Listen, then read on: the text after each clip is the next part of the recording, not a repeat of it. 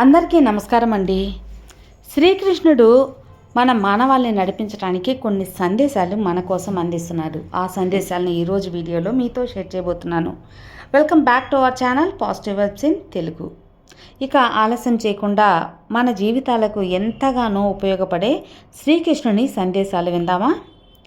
ఆత్మను ఏ ఖడ్గం కూడా చీల్చలేదు. ఆత్మను ఏ మంటలు దహించలేవు. ఆత్మను ఏ నీరు కూడా కరిగించలేదు. ఆత్మను ఎంత గాలి వీచినా కదిలించలేదు. ఇదే జీవిత సత్యం. ఇది తెలుసుకున్నవాడు తప్పకుండా ఆత్మస్థైర్యానికి ఎంతగానో ప్రాముఖ్యత ఇస్తాడు. మనిషి బలానికి బలహీనతకు కారణం బంధం. అలాంటి బంధం శాశ్వతం కాదని తెలిసి కూడా ఆరాటపడతాడు. ఎప్పుడైతే సత్యం తెలుసుకుంటాడో తక్షణమే బంధాల నుంచి విముక్తవుతాడు. ఆనందాన్ని చోటు చేసుకుంటాడు.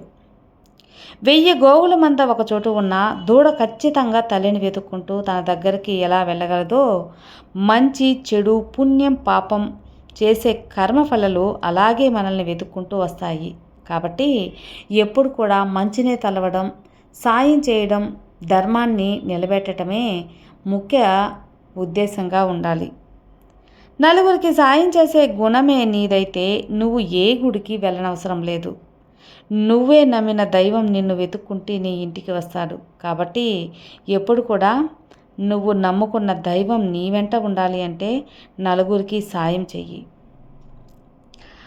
ఆడేది నేనే, ఆడించేది నేనే, అంతటా ఉన్నది నేనే, అందరిలో ఉన్నది నేనే, శ్రద్ధ కలిగించేది నేనే, శ్రద్ధ తీసివేసేది నేనే, జ్ఞానం కలిగించేది నేనే, అజ్ఞానంలో ఉంచేది నేనే, కర్మ తగిలించేది నేనే, కర్మను తీసివేసేది నేనే, ధర్మస్థాపన చేయనది నేనే, అధర్మాన్ని వృద్ధి చేసేది నేనే, జన్మ ఇచ్చేది నేనే, జన్మ లేకుండా చేసేది నేనే.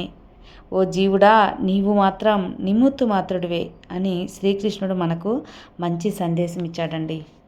ఒకసారి రాధ అడిగింది, కృష్ణ నేను ఎక్కడ ఉన్నాను అని. అప్పుడు శ్రీకృష్ణుడు నాలో, నా ఆలోచనల్లో, నా ఊహల్లో, నా జ్ఞాపకాలలో, నా ఊపిరిలో ఉన్నావు అని. అప్పుడు రాధ అడిగిందంట, కృష్ణ నేనెక్కడ లేను అని. అప్పుడు కృష్ణుడు నా తలరాతలో లేవు, అందుకే భార్య కాలేకపోయావు అని చెప్పి రాధకు చెప్పాడంట.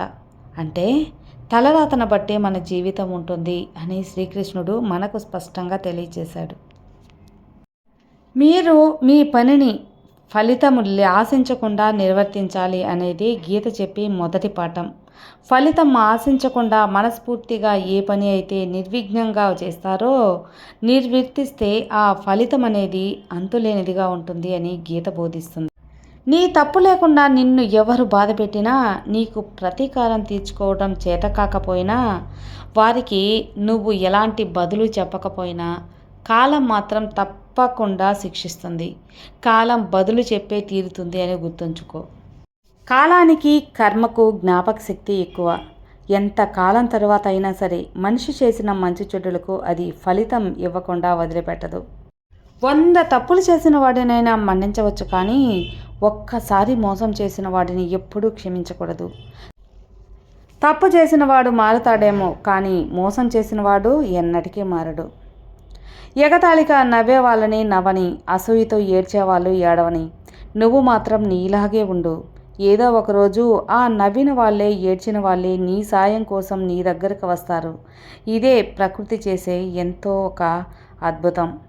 ఒక వ్యక్తి ప్రస్తుతం ఉన్న స్థితి చూసి అతని భవిష్యత్తు ఎప్పుడూ అంచనా వేయకూడదు. ఎందుకంటే రేపు అనే రోజుకు ఎంతో శక్తి ఉంటుంది కాబట్టి. అది మామూలు రాయిని కూడా మెల్లిమెల్లిగా రత్నంగా మార్చేయగల శక్తి ఉంటుంది. అందుకే ఎవరిని ఎప్పుడూ తక్కువ అంచనా వేయకూడదు అనేది. దేని మీద అనురాగం లేనివాడు మాత్రమే ఇతరులకు నిజంగా ప్రేమించగలడు. ఎందుకంటే అతడి ప్రేమ స్వచ్ఛంగా ఉంటుంది. అదే దివ్యమైనది కాబట్టి. ఆశలు అలాగే ఎక్కువ కోరికలు ఉన్నవారు ఇతరులకు సాయం చేసేందుకు ముందున్న నా తర్వాతే అన్న ఒక స్వార్థం అనేది ఉంటుంది కదా. ఒకరి అదృష్టాన్ని ఎక్కువ చేసి చూడకూడదు, ఇంకొకరి దురదృష్టాన్ని తక్కువ చేసి చూడకూడదు. ఎందుకంటే ఎవరి తలరాత ఎప్పుడు మారుతుందో ఎవ్వరూ చెప్పలేరు కాబట్టి. గత జన్మలో మనకి మన కర్మలకు సంబంధం ఉన్న వాళ్ళే చేయాల్సింది మిగిలి ఉన్న వాళ్ళే మనకి ఈ జన్మలో పరిచయం అవుతారట. అందుకే ఎన్నో కోట్ల మంది ఉన్న ఈ భూమి మీద కేవలం కొద్ది మంది మాత్రమే నీ జీవితంలోకి వస్తారు. పని అయిపోగానే వెళ్ళిపోతారు. ప్రతి పరిచయం వెనక ఒక మనసుకి మేధస్సుకి కూడా అంతుచిక్కని అంత అర్థం దాగి ఉంది. బురదలో ఉన్నప్పటికీ కలువ పువ్వు పవిత్రంగానే ఉంటుంది. విషపు తేనెటీగ మీద ఉన్నప్పటికీ తేనె అమృతమే. గంజాయి మొక్కలో పెరిగిన తులసి మొక్క దైవ స్వరూపమే. జీవిస్తున్న స్థలాన్ని బట్టి, చుట్టూ ఉండే జనాన్ని బట్టి ఎవరిని అంచనా వేయకూడదు. పరిస్థితులు ఎంత కఠినంగా ఉన్నా సరే మనం మనలాగే ఉండటం ఉత్తమం. అదే నిజమైన వ్యక్తిత్వం. ఆ వ్యక్తిత్వాన్ని ఎప్పుడూ ఎలాంటి పరిస్థితుల్లో కూడా వదులుకోకూడదు.